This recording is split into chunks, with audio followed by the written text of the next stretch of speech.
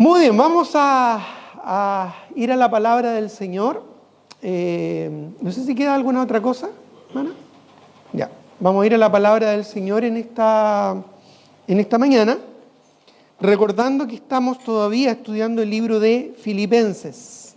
Filipenses, capítulo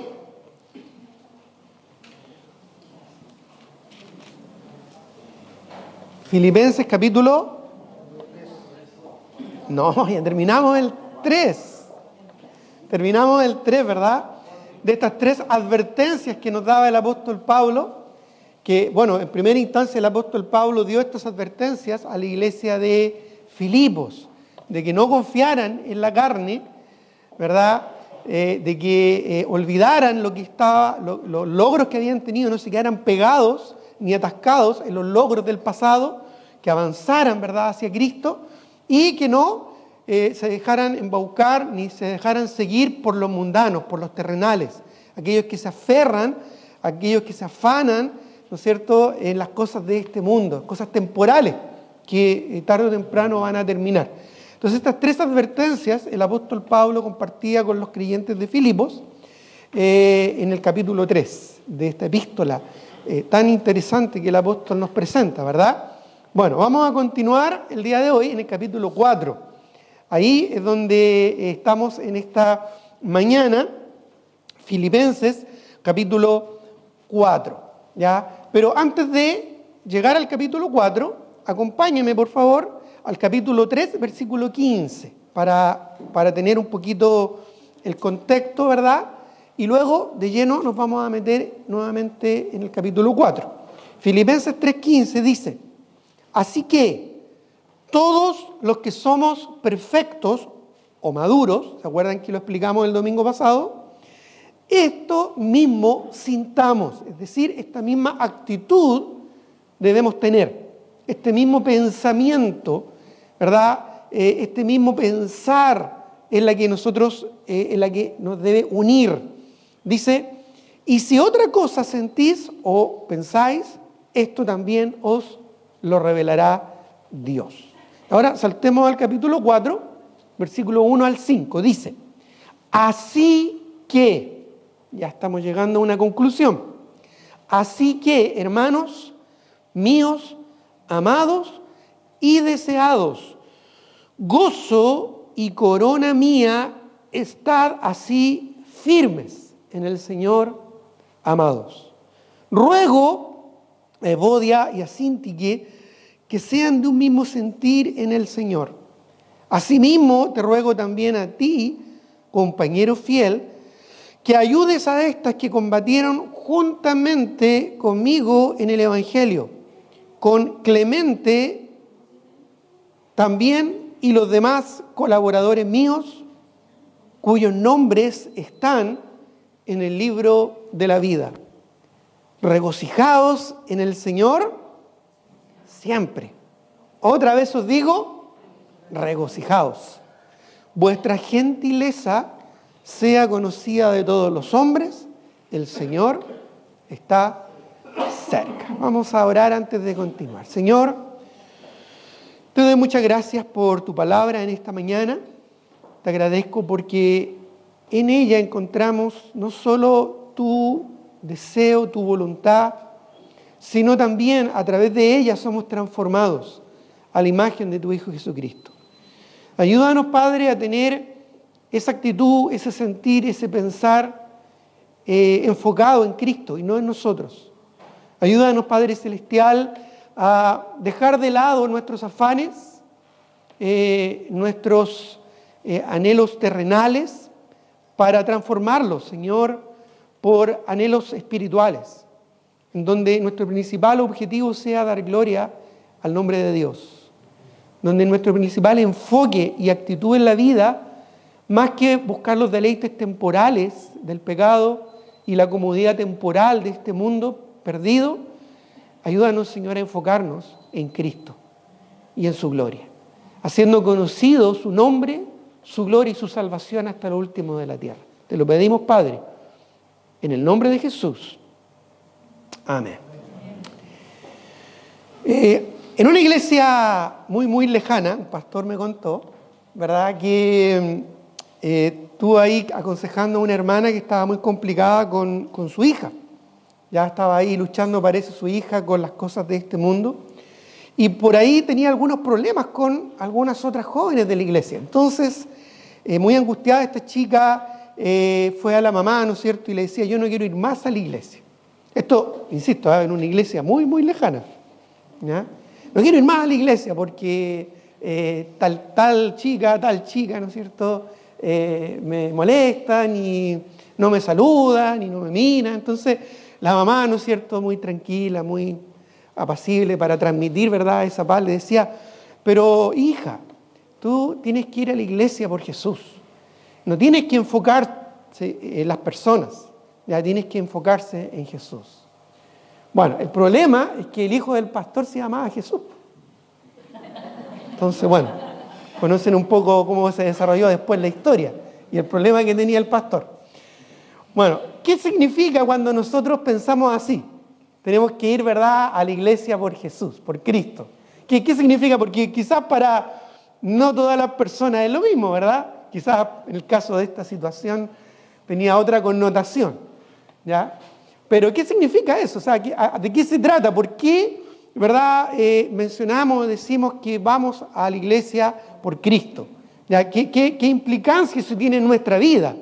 ¿Qué significa para nosotros? Bueno, de alguna manera, esta historia, es una historia nomás, ya como dije, de una iglesia muy, muy lejana, nos ilustra un poquito que a veces nuestro pensamiento no necesariamente está alineado con la idea y con la voluntad que Dios nos quiere transmitir en su palabra. Quizás esta chica llegó a tener otro pensamiento, otra idea, ¿verdad?, de por qué ir a la iglesia.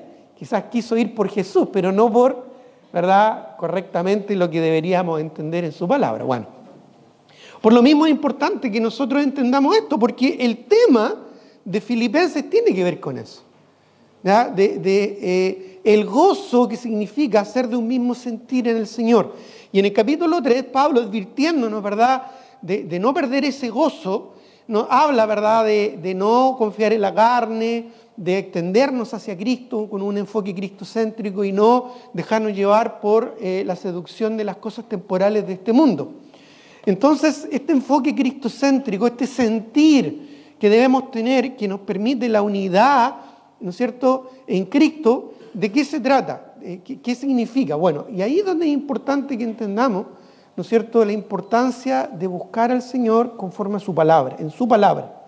Ya en la palabra de Dios, como escuchábamos hace un momento atrás, que es más valiosa que el oro y el oro refinado, porque a través de ella encontramos la voluntad de Dios y conocemos qué es lo que piensa el Señor, cuál es la actitud que tiene Dios y qué es lo que quiere que nosotros también tengamos. Recordemos, ¿verdad?, en Filipenses capítulo 2,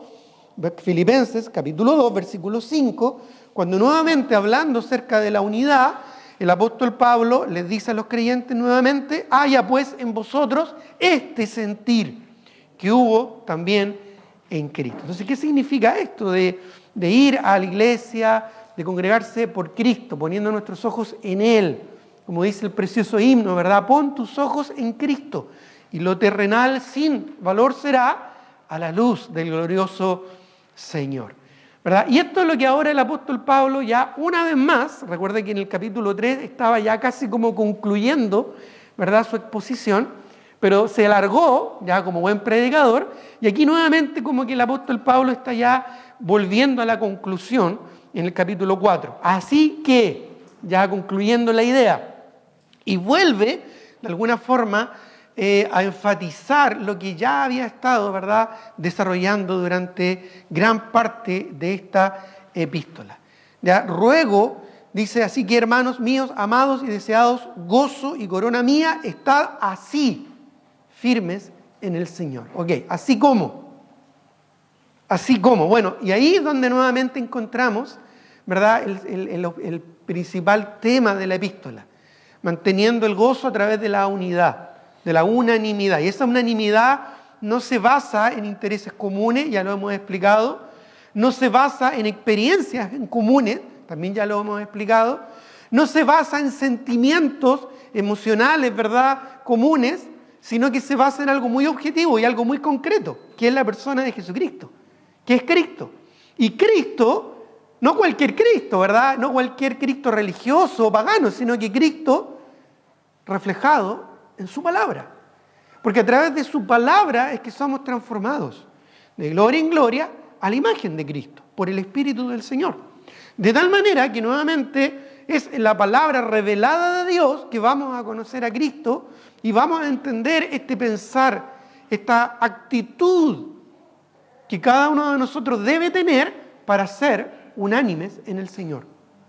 Este mismo sentir que hubo también en Cristo y que tiene que estar en nosotros, esta misma actitud que debe haber en nosotros, que básicamente, para resumirlo, es una actitud cristocéntrica. Pero esa actitud cristocéntrica está basada en la palabra que Él mismo, ¿no es cierto?, nos revela a través del Espíritu. La palabra de Dios, que son, ¿verdad?, el resultado de las enseñanzas, del ministerio terrenal de nuestro Señor Jesucristo. Es interesante que no encontramos escritos de Jesús mismo en el Nuevo Testamento, sino más bien de sus discípulos, de aquellos que fueron impactados por la vida de Jesús. Y ese pensamiento, ese sentir, ¿verdad?, esa actitud que vemos allí es la que debe llenar nuestros corazones. Bueno, siguiendo en esta misma línea, el apóstol Pablo acá en Filipenses capítulo 4 nos presenta algunas razones, ya básicamente 5 razones para ser de un mismo sentir en el Señor. Ya ese es el tema, el título en esta mañana. 5 razones para ser de un mismo sentir en el Señor. Y esto lo hemos hablado en otra oportunidad, incluso en otros estudios, ¿ya? Y de alguna manera viene con la misma idea, ¿verdad?, de lo que hemos visto hasta ahora en el estudio de Filipenses. Filipenses es un libro bastante práctico porque está muy bien enfocado, tiene un objetivo muy definido que tiene que ver con el gozo de ser de un mismo sentir en Cristo. No solamente el gozo, hay personas que piensan o dicen que Filipenses es la epístola del gozo. ¿Quieres estar con gozo? Lee Filipenses. Ya como si fuera un libro mágico, ¿verdad?, que trajera alegría a tu corazón. Es más que eso. Tiene un propósito, tiene un enfoque. Y ese enfoque está muy centrado en ser de un mismo sentir en Cristo. Porque eso es lo que realmente trae satisfacción. Cuando habla de gozo, no está hablando simplemente de una alegría pasajera o de un buen momento. Ya, no es que venimos a la iglesia solamente a pasar un buen momento. Tiene que ver con una vida satisfecha en Cristo. Tiene que ver con una vida plena, esa vida que Cristo prometió. Cristo habló, ¿no es cierto?, de vida y vida abundante. No solamente de un momento de placer, un momento de regocijo. Estamos hablando de ese gozo permanente que podemos tener en el Señor y en el fruto del Espíritu, que es el amor y luego el gozo y la paz y la paciencia y los 9 aspectos, ¿verdad?, de este fruto que tiene que ver con ser controlado por el Espíritu a través nuevamente de la palabra del Señor. Entonces todo converge en lo mismo, todo se enfoca en lo mismo. Si bien la vida cristiana ya es imposible vivirla en nuestra carne, en nuestras fuerzas, sino debemos vivirla en el Espíritu, es una vida bastante simple de entender porque está muy bien enfocada. Tiene que ver con la palabra del Señor. Ya la vida cristiana en ese aspecto no es compleja. Ya muchas decisiones que tenemos que tomar en nuestras vidas no son complejas.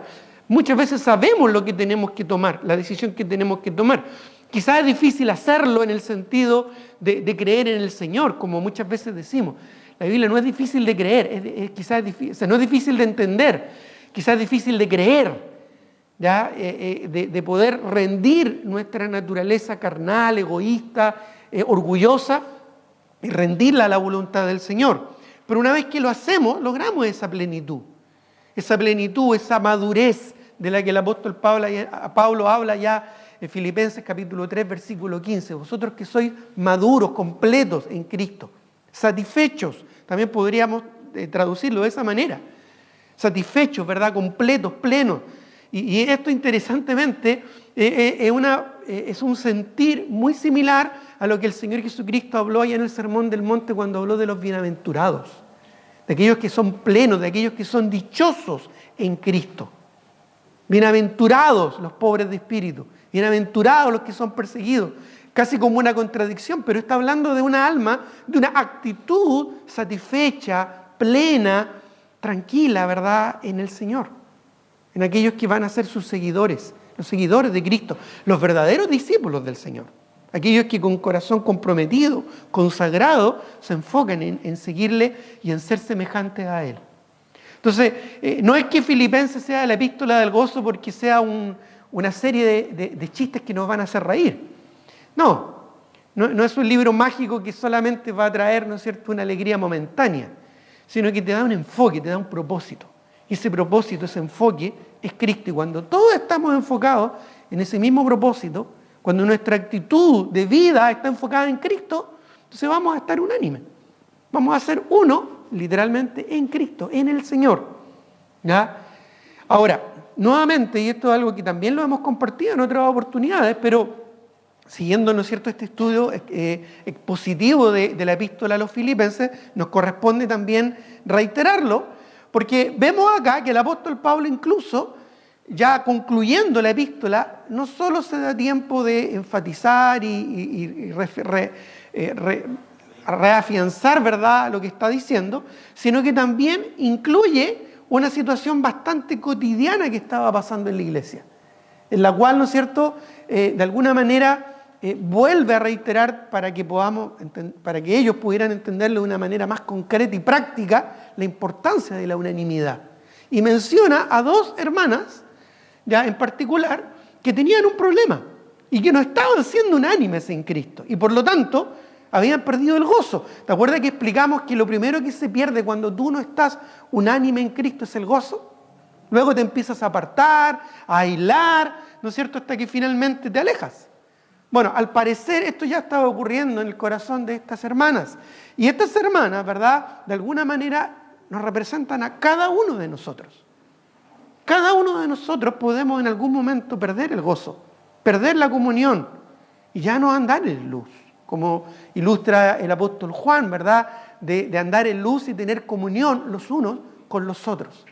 Esa comunión que debemos tener unos con otros y en Cristo es algo muy importante y muy valioso porque es lo que nos permite no solo sobrevivir, sino que avanzar con gozo en un mundo tan difícil como en el que estamos. Necesitamos estar unidos. Recuerda que estamos en una batalla y somos un ejército y en la medida que nuestra unidad se mantenga, ¿verdad?, firme y bien enfocada, vamos a lograr victoria. Por eso es que Pablo una y otra vez reitera, y no solo acá en Filipenses, esto es algo que incluso en otras epístolas también lo enfatiza bastante, ¿ya? Y algo incluso recoge el mismo sentir de Cristo ya en Juan capítulo 17, cuando Cristo está antes de morir orando por sus discípulos. ¿Y ora para qué? Para que ellos sean uno.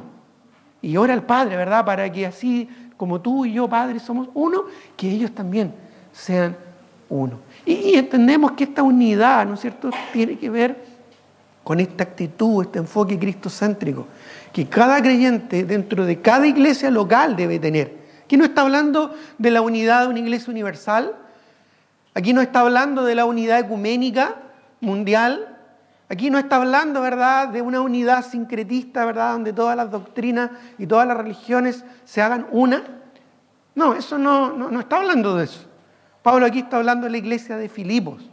Y como la Escritura es útil para enseñarnos, redarguirnos, corregirnos, instruirnos en justicia, por aplicación también se aplica a cada iglesia local. Y por lo tanto, a cada creyente que somos parte de una iglesia local.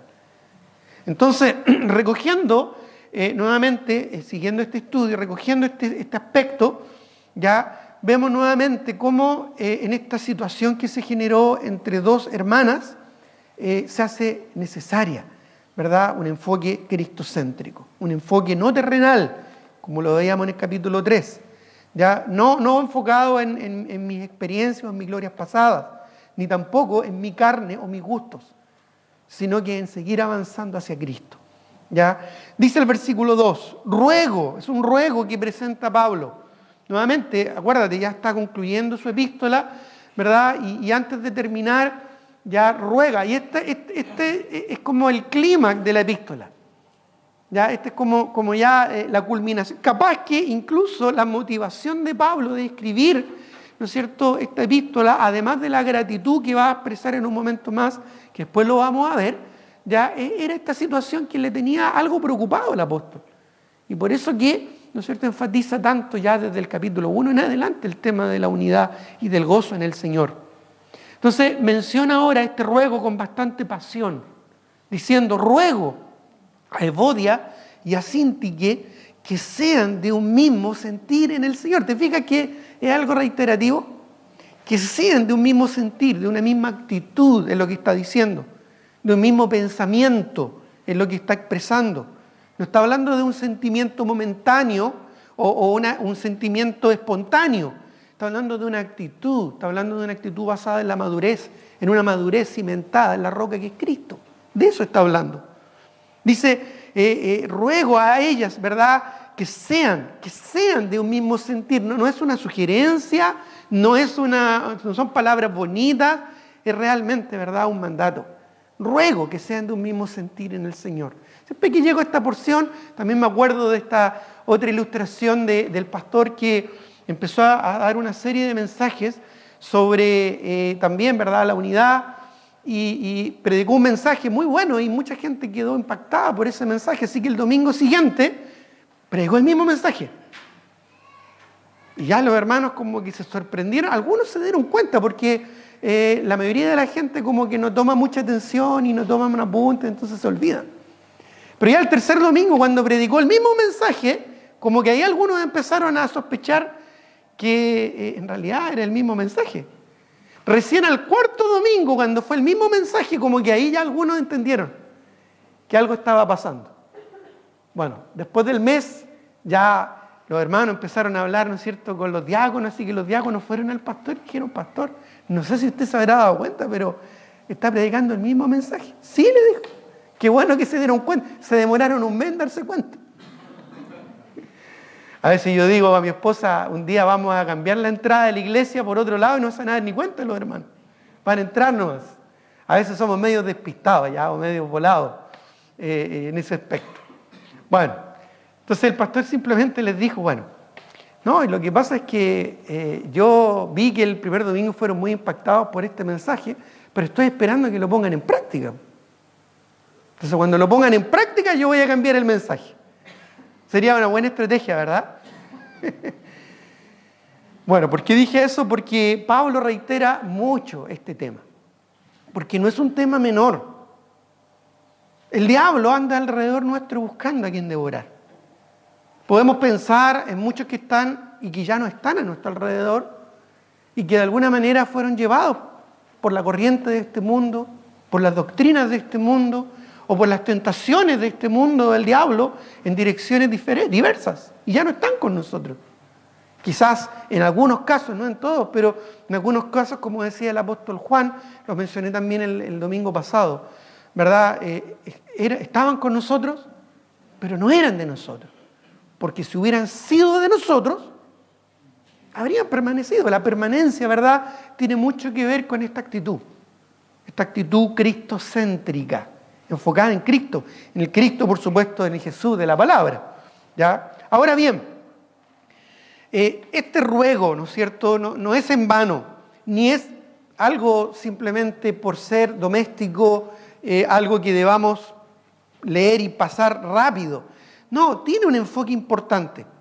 Es más, el mismo apóstol, ¿verdad?, le ruega no solo a estas mujeres arreglarse, ponerse en la buena, ¿verdad?, y dejar sus pensamientos, dejar sus actitudes para asumir la actitud y los pensamientos de Cristo, sino que también este ruego alcanza a aquel que en ese momento estaba pastoreando la iglesia de Filipos.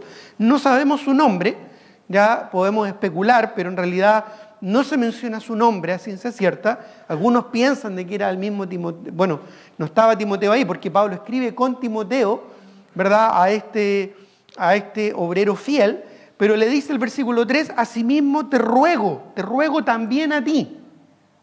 Dice, también a ti, compañero fiel, que ayudes a estas que combatieron conmigo en el Evangelio, con Clemente también, y los demás colaboradores míos, cuyos nombres están en el libro de la vida. Y ahí en ese contexto no resulta para nada extraño que vuelva a insistir en el gozo que trae el ser de un mismo sentir en Cristo.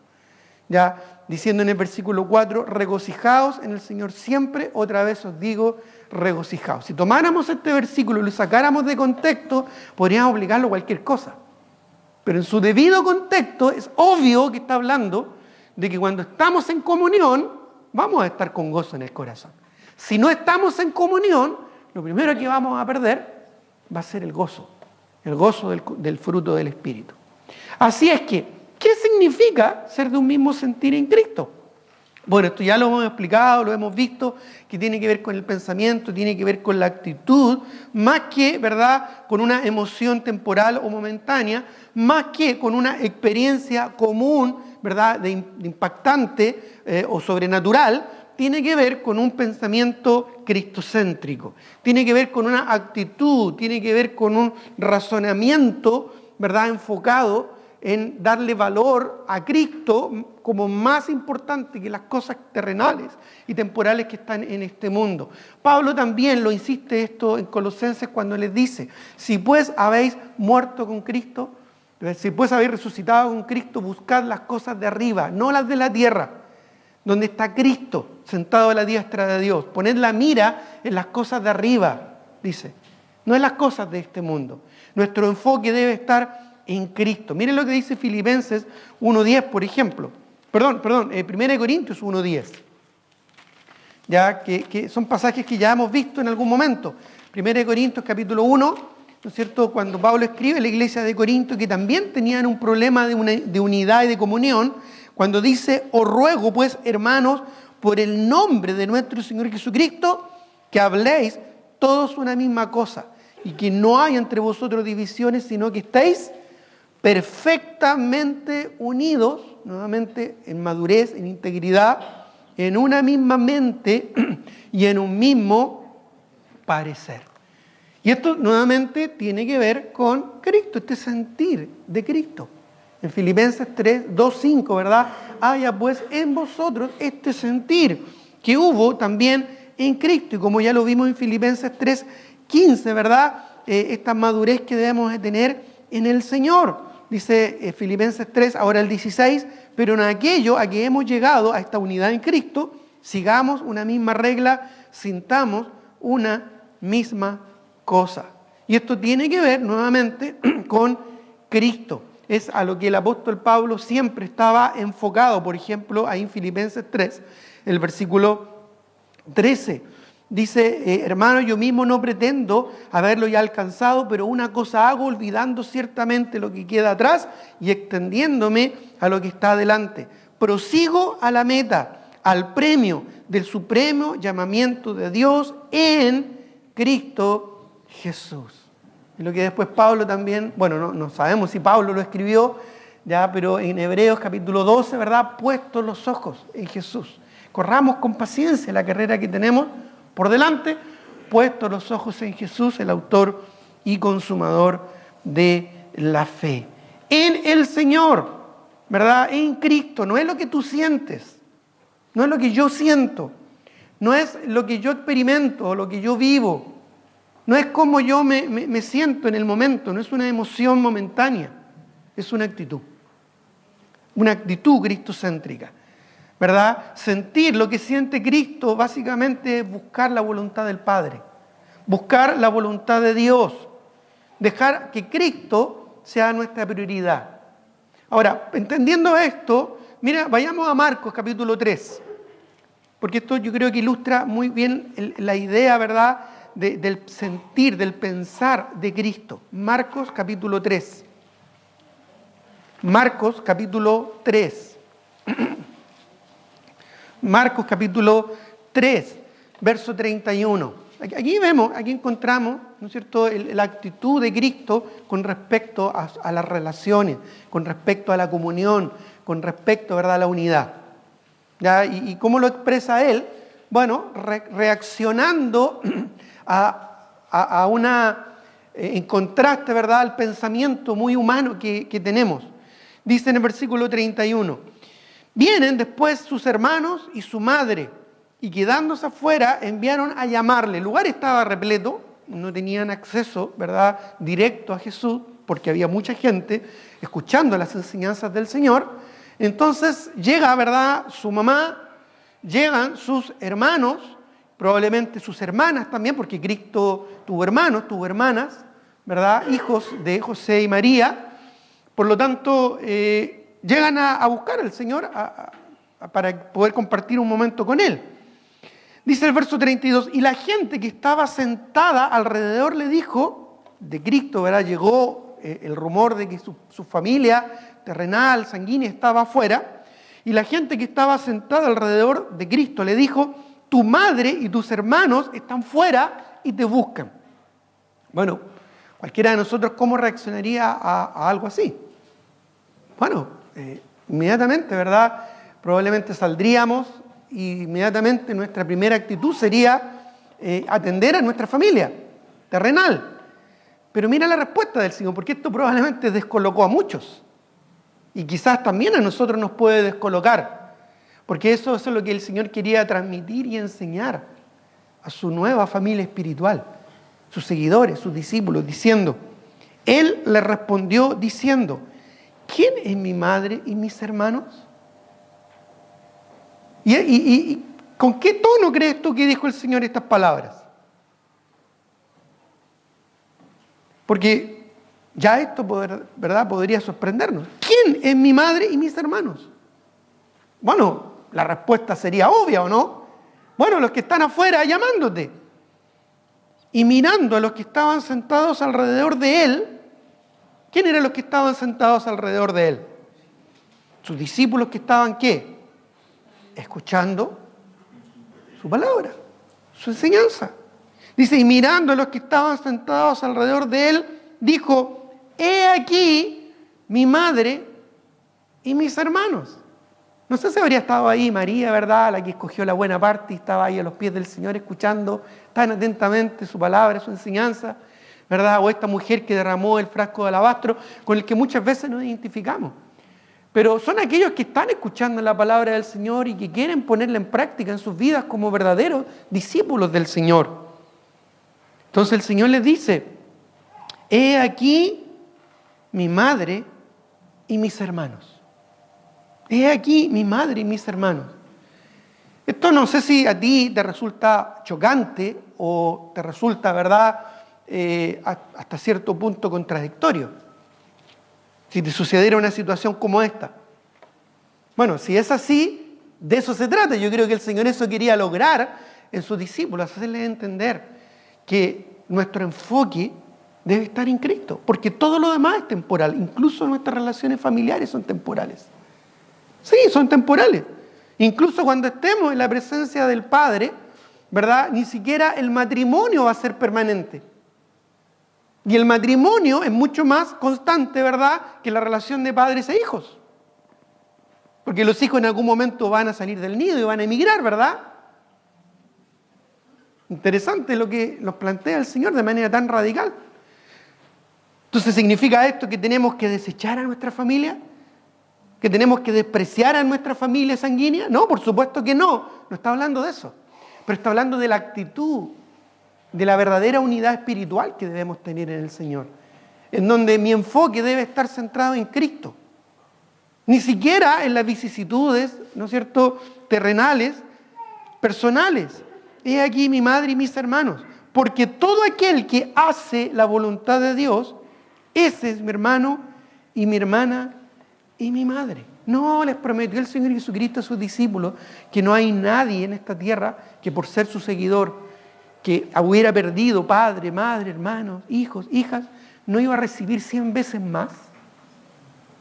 100 veces más. Bueno, en esta tierra y en el siglo venidero, dijo el Señor. Entonces, aquí nosotros entendemos que nuestro enfoque, cuando hablamos de la unidad, de la verdadera unidad en Cristo, no es solamente reunirnos en un lugar y venir. Muchos creyentes simplemente están en las iglesias porque vienen, porque es un hábito, en algunos casos quizás ya religioso, pero no realmente hay una conexión y un entendimiento de lo que es ser uno en Cristo y en la voluntad de Dios. Ser uno en Cristo con un enfoque cristocéntrico tiene que ver con estar enfocado en la voluntad de Dios. Si estamos acá, lo que nos une debería ser nuestra actitud de estar en la voluntad del Señor, de estar en su palabra. Debemos ser de un mismo sentir porque la desunión nos debilita, pero la unidad nos fortalece, ¿verdad? Unidos en Cristo estamos firmes contra las acechanzas del diablo, lo que Pablo dice aquí en los Filipenses en el capítulo 4, versículo 1. Así que, hermanos míos, amados y deseados, gozo y corona mía, estad así, firmes en el Señor, es decir, unidos en Cristo. Unidos en Cristo. Cuando nuestra actitud es una actitud disidente, es una actitud apática, cuando nuestra actitud es una actitud menospreciadora o es una actitud egoísta u orgullosa, estamos alejándonos de la actitud que debemos tener de unidad en Cristo, sometiéndonos, humillándonos, doblegándonos, siendo dóciles a la voluntad de Dios en el Señor. Ser como Cristo, para que el diablo no gane ventaja, porque no ignoramos, como dice Pablo a los Corintios, sus maquinaciones. El diablo, ¿qué es lo que siempre va a buscar? Hurtar, matar y destruir. Y la mejor forma de matar, la mejor forma de hurtar y la mejor forma de destruir es dividiendo. Por eso, hermanos, es tan importante que aquellos que somos discípulos del Señor tengamos una actitud madura. Una actitud madura en Cristo. No tiene que ver con lo que sentimos en el momento, no tiene que ver con las experiencias comunes que tenemos en el momento, no tiene que ver ni siquiera con los gustos. No estamos acá porque nos gusta el mismo equipo de fútbol, o porque nos gustan los mismos temas, o porque nos gustan los mismos hobbies. Estamos acá porque tenemos un Señor, que es Cristo. No te tiene que gustar incluso, ojalá te guste. Y de hecho, cuando uno ama al Señor y uno se enamora del Señor, es lo que más te gusta. Pero no es algo que necesariamente te tiene que agradar. Cuando decimos que la voluntad de Dios siempre es buena, agradable y perfecta, a veces no necesariamente es agradable a nosotros, pero sí al Señor, porque nuestro enfoque es agradarle a Él, no a nosotros. ¿Cuántas veces nosotros tomamos malas decisiones por agradarnos a nosotros mismos? No, yo me voy a esta iglesia porque allá me agrada. No, eso es una decisión en la carne, no una decisión en el espíritu. No, es que yo aquí me siento más cómodo. Bueno, ¿en qué parte? Muéstrame un capítulo o versículo de la Biblia que diga que tenemos que estar en una iglesia para sentirnos más cómodos. Es más, quizás en el lugar donde no me sienta tan cómodo, donde necesito estar, para que me digan lo que yo no quiero que me digan, pero que necesito saber. Bueno, en Cristo es donde tenemos que estar unidos y enfocados. Pablo aquí nos menciona estas 5 razones para ser de un mismo sentir en el Señor y no dar lugar a las rencillas, a los rencores o a las diferencias entre hermanos. Presentando, ¿verdad?, acá este ejemplo tan concreto, tan visual para los creyentes de Filipos como este conflicto que había entre Bodi y Síntique. En primer lugar, tenemos un destino común. Ya miren lo que dice Filipenses 3:20 al 21. Filipenses 3:20, estamos ahí mismo, que es cuando concluimos, ¿verdad?, el domingo pasado, que no debemos aferrarnos a lo terrenal, a lo mundano, porque nuestra ciudadanía no está aquí en esta tierra. Dice 20 al 21, mas nuestra ciudadanía, ¿dónde está? En los cielos, de donde también esperamos al Salvador, al Señor Jesucristo, el cual transformará el cuerpo de la humillación nuestra para que sea semejante al cuerpo de la gloria suya, por el poder con el cual puede también sujetar a sí mismo todas las cosas. Tenemos un destino común. Nos veremos las caras por siempre, como a veces decimos. Vamos a estar todos juntos en el mismo lugar por la eternidad, así que sería bueno llevarnos bien desde ahora, ¿verdad? Somos compatriotas. Más allá de cumplir las normas de nuestro país, de cualquier país en el que estemos, más allá de lograr, ¿no es cierto?, nuestra ciudadanía, nuestra residencia, más allá, ¿verdad?, de sentirnos cómodos y seguros en el lugar donde estamos, todo lo que significa este lugar terrenal es temporal, porque estamos de paso. Somos extranjeros y somos peregrinos en este mundo. Estamos de paso solamente, porque nuestra ciudadanía está en los cielos, donde esperamos la venida del Señor. Somos compañeros de viaje en el mismo bus. ¿Has tenido viajes largos de bus? Ya como cuando uno viaja a Paraguay, ¿no es cierto? Son como 24 horas de amor. Ahí sentado en un bus, o a Arica, cuando tú viajabas en bus a Arica, ¡Wow! Largo, ¿verdad? Hay otros que seguramente han viajado varios días en bus. Bueno, somos compañeros de bus. A veces cuestan las relaciones, ¿o no? Porque estamos ahí demasiado cerca. Pero cuando nuestro enfoque está no en el momento, sino en el objetivo, esas disputas ya no tienen sentido. Ya no tienen sentido. Cuando una iglesia deja de mirar la meta, se empieza a mirar unos a otros. ¿Y qué ve? ¿Qué vemos? Bueno, empezamos a ver la paja en el ojo ajeno.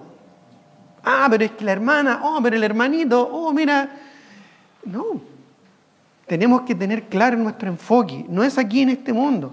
No es aquí a corto plazo. Nuestro enfoque es en el Señor. Nuestra meta está allá arriba. Nuestro logro, nuestro alcance, nuestro objetivo está con el Señor. No aquí. Aquí es temporal, es pasajero. Aquí estamos de paso, hermanos. No nos agarremos, no nos aferramos tanto a este mundo. Vamos en la misma dirección. Vamos en la misma micro. Tenemos el mismo capitán, a quien esperamos que pronto venga a recogernos a muelle y llevarnos a puerto. Seremos sometidos a la misma transformación, porque seremos transformados. Ya lo vimos también el domingo pasado. Seremos transformados a la imagen de Cristo. Hasta nos vamos a parecer. Vamos a decir, pero si somos hermanos, ¿verdad? Seremos sometidos a la misma transformación. Estamos sujetos al mismo Señor, al Señor de nuestro destino. Nuestro destino es Cristo. Así es que esa es la mejor razón que tenemos, en primer lugar, para ser de un mismo sentir. Tenemos un destino común, vamos en la misma dirección, todos vamos para allá. ¿Cómo vamos entonces a estar peleando en el camino? ¿Te acuerdas cuando, verdad, quién fue? Jacob le aconsejó a sus hijos, no peleen en el camino. Conocía a ese hombre el carácter de sus hijos, ¿verdad? No peleen en el camino, les dijo. Bueno, ¿qué sentido tiene que nos peleemos si al final vamos a llegar a un lugar maravilloso, hermano? Vamos a ser todos iguales en el Señor. Seremos semejantes a Él, dice Juan, capítulo 3, primera de Juan, capítulo 3, porque le veremos a Él tal como Él es. ¿En qué tanto nos afanamos en las modas de este mundo, en los problemas de este mundo, en las cosas de este mundo? ¿Por qué tanto nos complicamos, hermanos, con nuestras dificultades, con nuestras enfermedades, con nuestros estudios, con nuestras cosas laborales? ¿Para qué nos complicamos tanto? No es que las vayamos a desechar, porque las necesitamos en el momento para vivir el día a día, pero nada más que eso. Tu trabajo, ¿qué es lo que es? Es tu trabajo nomás. Yo a veces lo he dicho, el único oficio en la escritura que va a perdurar, ¿saben cuál es? Y más encima ese, el abogado. Porque Cristo es nuestro abogado, va a estar ahí esperando. Y ese oficio, imagínense. ¿Y los demás de qué van a servir? No se van a necesitar ingenieros, hermanos, para las calles de oro, porque el Señor ya las diseñó y ya las está construyendo hace rato ya. No se van a necesitar, ¿verdad?, profesores, porque lo vamos a saber todo en el Señor cuando estemos con mente y cuerpo glorificados. No se van a necesitar preparadores físicos porque vamos a estar transformados. Ya no vamos a luchar con las cosas de este mundo. ¿Me entienden, verdad? Tenemos un destino maravilloso, hermano.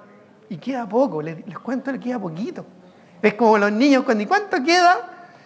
Cuando van viajando, ¿se fijan? ¿Y cuánto? Eso es de la naturaleza humana, ¿no es cierto? ¿Y cuánto queda? Y ahí nosotros ya, la última vez que me pregunte, nos bajamos. Y le damos, ¿verdad? ¿Cuánto queda? Hermano, queda poquito, ya no queda nada. No queda nada. Está por venir el Señor. Ya no queda nada, ¿verdad? Como dicen los peruanos, estamos en la P. No dicen así. Pero no queda nada, hermano, para que estemos ya en este destino común, lleguemos a puerto. Segundo, tenemos una relación común, un vínculo común, una relación en común. Somos hermanos, como ese reglamento antiguo, ¿verdad? ¿Somos hermanos o no somos hermanos? Pues somos hermanos, para Pablo, ¿verdad? Ellos eran sus hermanos en la fe. Pablo era el padre espiritual de los filipenses, ¿verdad? Le llama así, amados, en el versículo 1. Amados, deseados, gozo, corona mía. Y incluso dice, después más adelante, ¿verdad? Les vuelvo a repetir acerca de su amor para con ellos, porque básicamente eran doblemente amados en el Señor. Dice, así que hermanos míos, amados y deseados, gozo y corona mía, estad así firmes en el Señor, amados, vuelvo a repetirlo. Eso es lo que somos, una familia en común, tenemos una relación común. Tú puedes, haciendo un test de comunión, ¿ya sabes lo que es un test de comunión? Hay muchos test para muchas cosas, ¿verdad? Es cuando tú haces una prueba y ves si realmente es así o no. Bueno, hay un test de comunión. Y ese test es muy simple. Aplica, ¿no es cierto?, lo que dice acá. Amados, ¿son tus hermanos realmente amados? Deseados, ¿deseas estar en la casa del Señor? ¿Deseas estar con tus hermanos? ¿O te molestan tus hermanos? Ese es un test. Este es un test que nos dice el apóstol aquí. Salimos positivo o negativo, ¿verdad? Su gozo y corona mía. ¿Es tu gozo compartir con tus hermanos en la fe? Corona, la corona es algo que te engrandece, ¿no es cierto?, que te hace sentir superior, ¿verdad? Te sientes bien, te sientes como un rey cuando estás, ¿verdad?, en comunión con tus hermanos. Doblemente amados, vuelvo a reiterar, amados en el Señor. Es parte del fruto del Espíritu el amor, lo mismo que el gozo. Entonces, podemos hacer esto. Cuando no tengas ganas de estar con tus hermanos, cuando te molesta, ¿no es cierto?, estar en comunión con los hermanos, bueno, el problema no son los hermanos de partida. El problema no es, como decimos, ¿verdad?, no es la iglesia. Quizás tú no te sientes cómodo, no te sientes bien en la iglesia. Si estás pensando irte a otra iglesia, te tengo una mala noticia. El problema va a ir contigo. Ahora, no es que la iglesia sea perfecta, porque no lo es, para nada. Justamente porque somos imperfectos podríamos sentirnos cómodos entre nosotros mismos, ¿verdad? Porque no lo somos. Y como también hemos dicho muchas veces, si buscas la iglesia perfecta, no hagas ni tal de entrar porque la vas a echar a perder. Déjala ahí nomás, que siga perfecta. Porque el problema somos nosotros, somos pecadores. Somos pecadores perdonados. ¿Ya? No es el problema la iglesia, siempre el problema somos nosotros.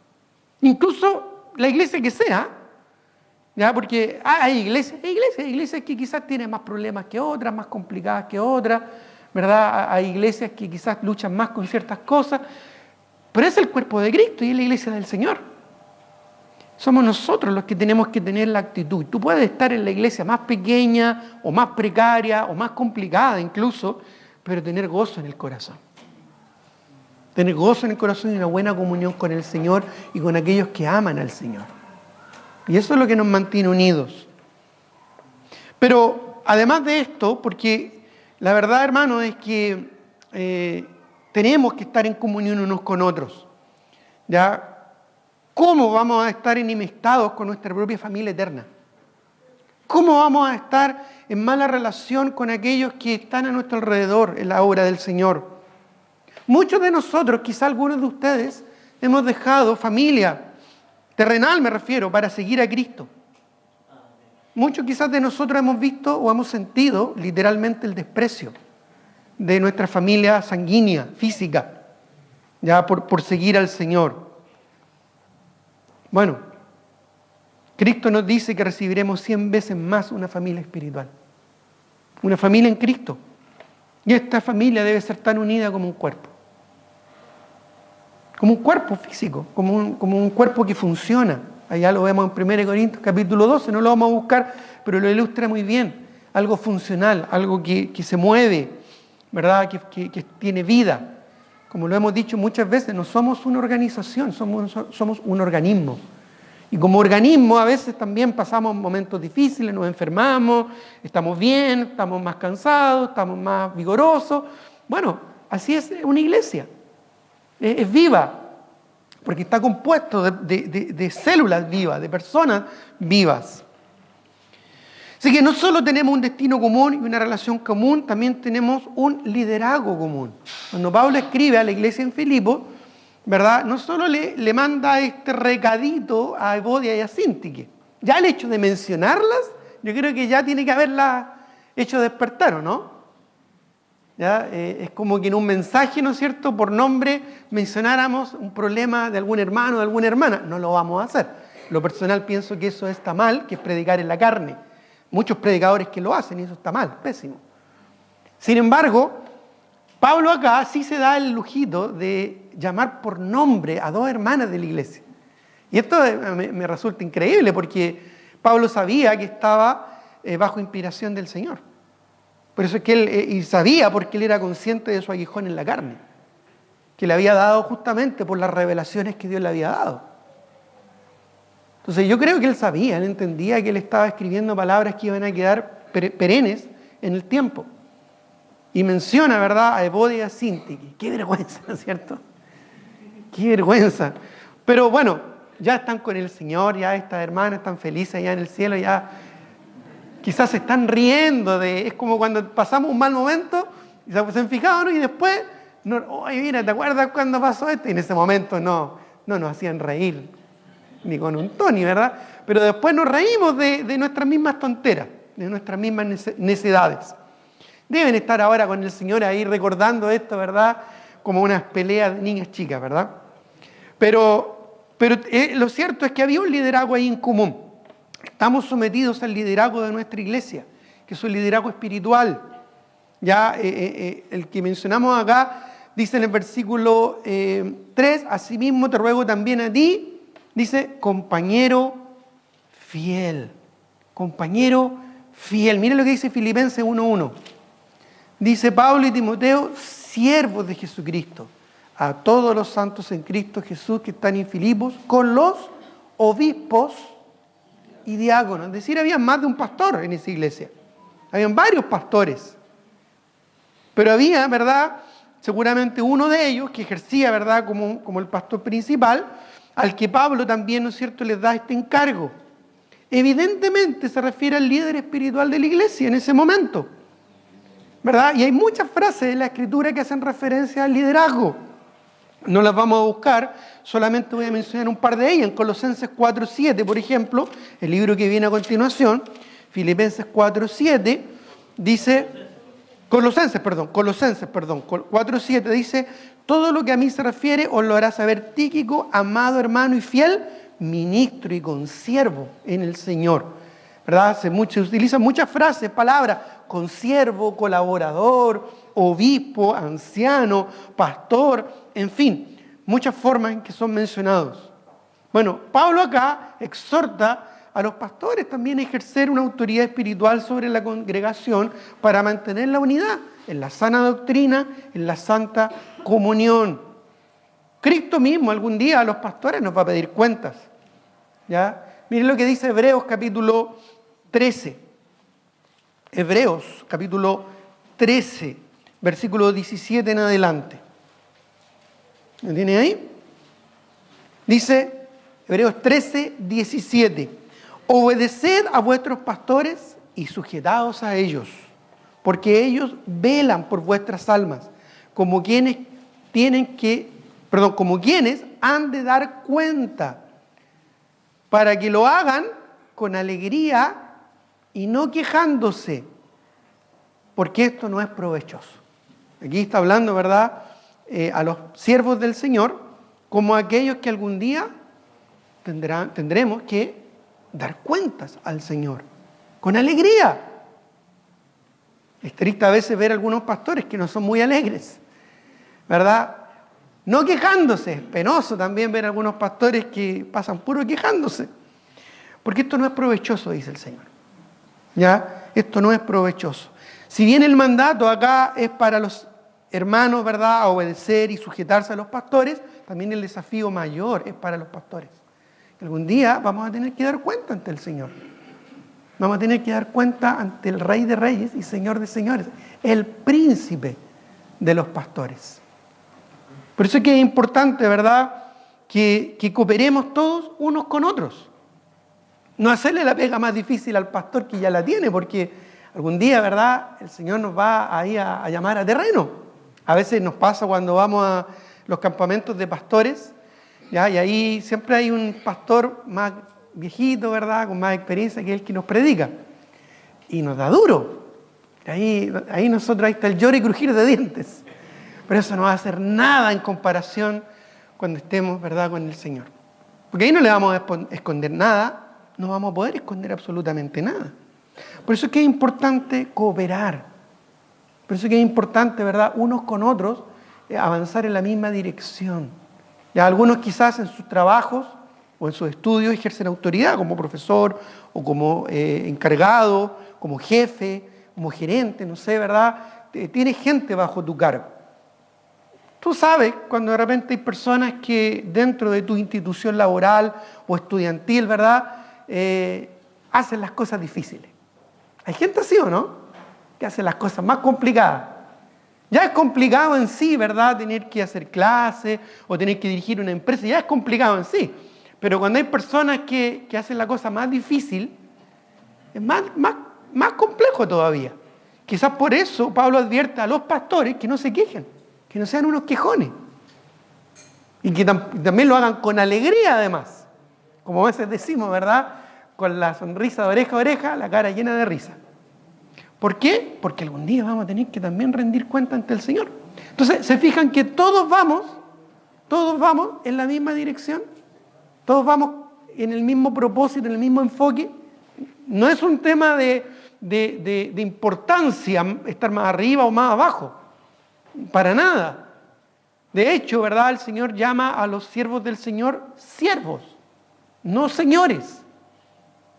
No es que ellos tienen que, o tenemos que andar buscando el reconocimiento.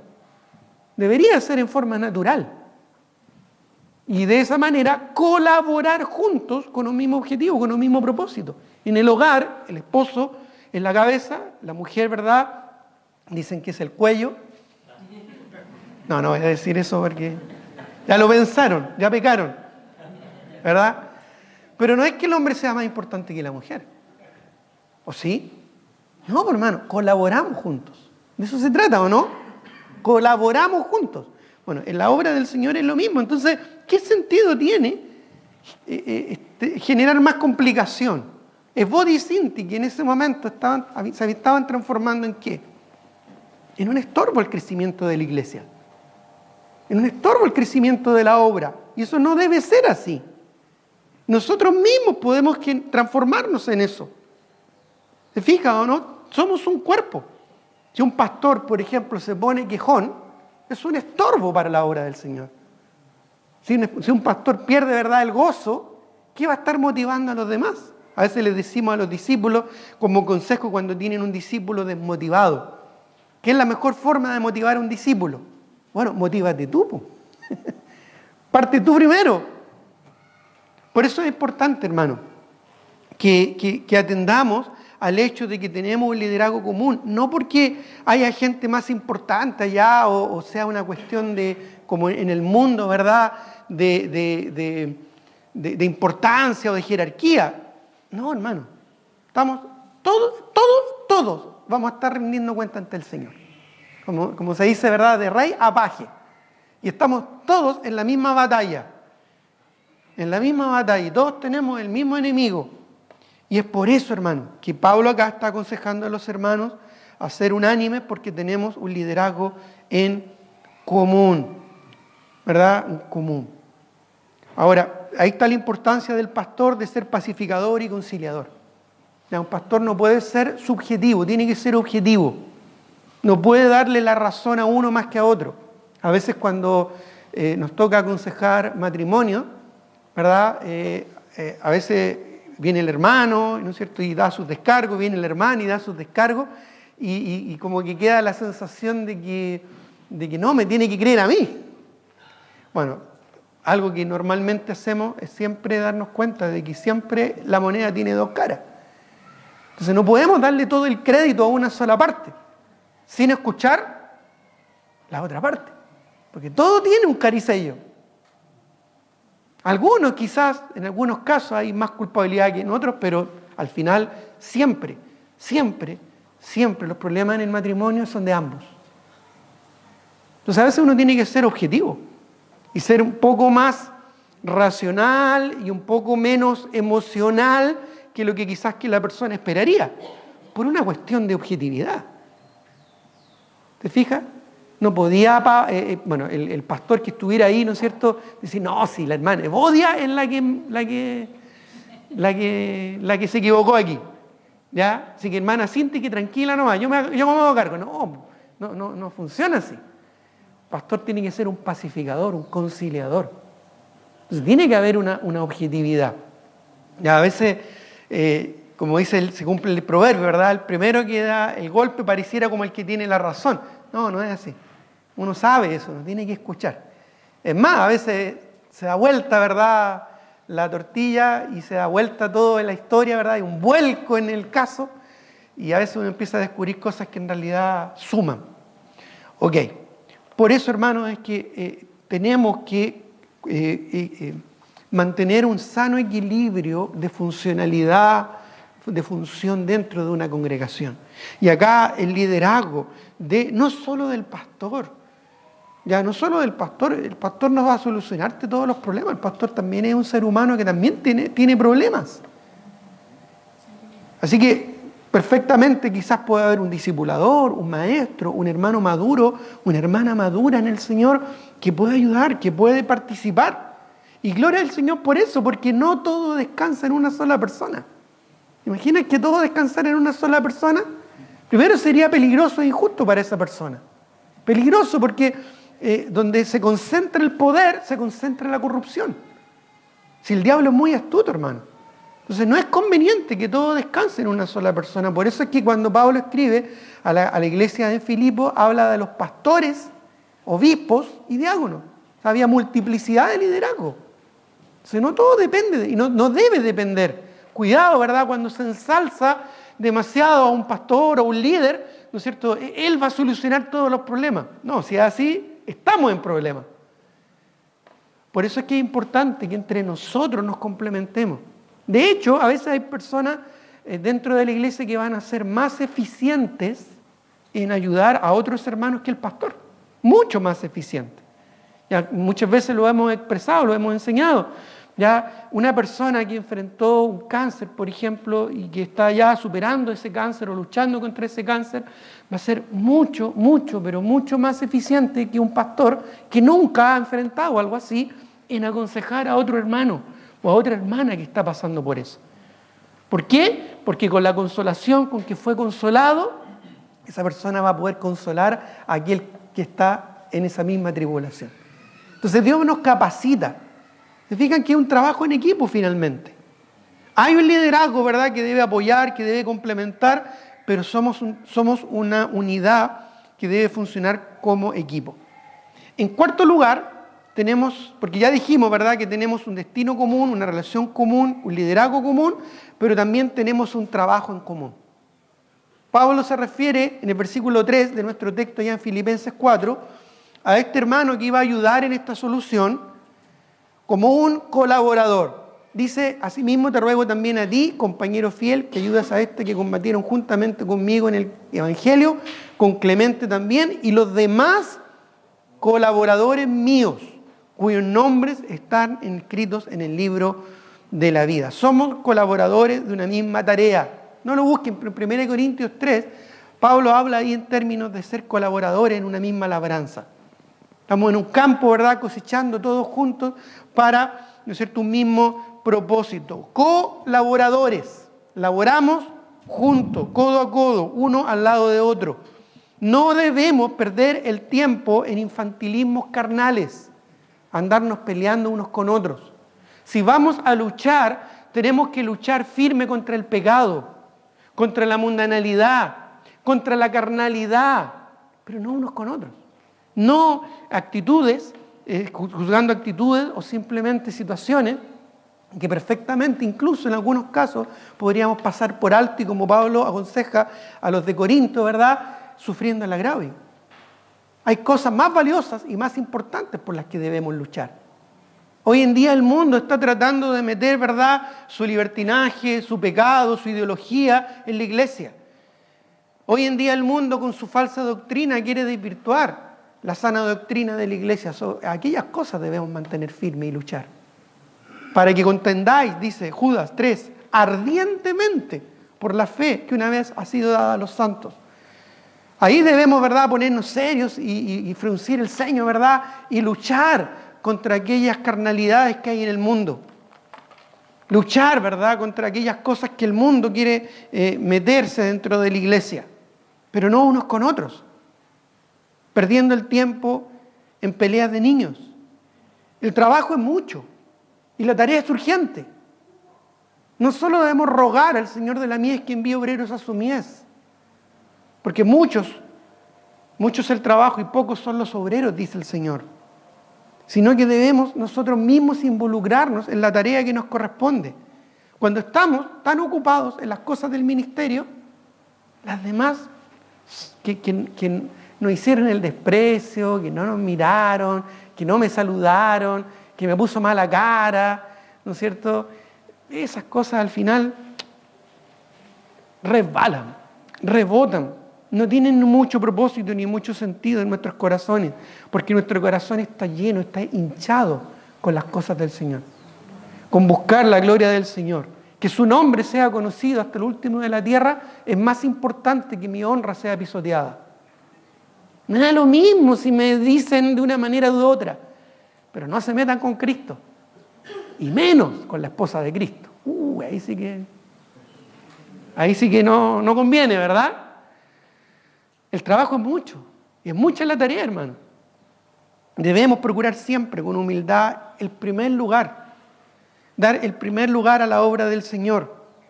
Cuando una iglesia mira hacia afuera, ve la necesidad y es impulsada a trabajar. Pero cuando una iglesia mira hacia adentro, se distrae en su carnalidad, empieza a murmurar y a criticar, esto produce estancamiento, frialdad, alejamiento, falta de crecimiento y mal testimonio. Tenemos que estar enfocados en lo importante y no en lo pasajero.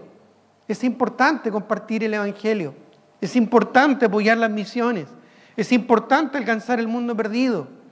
Tus problemas, escucha esto, hermano, tus problemas, porque esto en la mayoría de las iglesias tú no lo vas a escuchar. Tus problemas, tus luchas cotidianas, no son tan importantes. Te lo vuelvo a repetir, por si no me entendiste. Tus luchas, tus problemas, tus conflictos, hermanos, no son tan importantes, son temporales.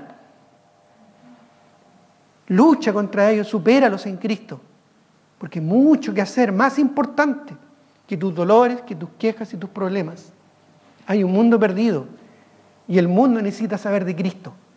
En muchas iglesias tú no vas a escuchar eso, tú vas a escuchar, hermanos, traigan sus cargas, sus problemas, ¿verdad? Y aquí les vamos a dar paz y tranquilidad y que alabemos al Señor para que te sientas bien, y van a aplicar la psicología barata de este mundo solo para que te sientas bien y derivar tus problemas y echarle la culpa a las cadenas del diablo sin confrontarlos a su verdadero pecado.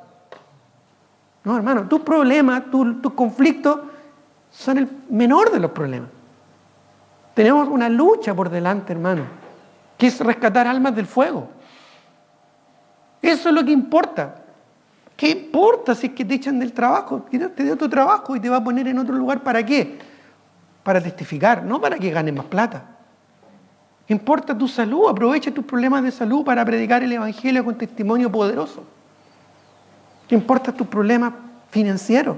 Ordénate, aprende, ¿verdad?, las finanzas bíblicas y honra al Señor con tus bienes, como señala la palabra del Señor. Entonces, cuando tenemos este enfoque, hermano, te fijas, todo lo demás pasa a un segundo plano. Y ya nuestro enfoque de vida es un enfoque libre. Ya podemos gozarnos aún en medio de las circunstancias. Dios no nos prometió que íbamos a estar sin problemas. Es más, el Señor prometió que en el mundo íbamos a tener aflicción y que teníamos que confiar porque Él ya había vencido el mundo. Y es más, si queríamos vivir piadosamente en Cristo Jesús, íbamos a padecer persecución. Así que, como dice Pedro, no debería sorprendernos si alguna prueba, ¿verdad?, algún fuego de prueba nos sobreviene. El no sorprendernos implica que nuestra actitud es una actitud madura enfocada en el Señor. Nuestro desafío, hermanos, está allá afuera de estas cuatro paredes, en el mundo perdido.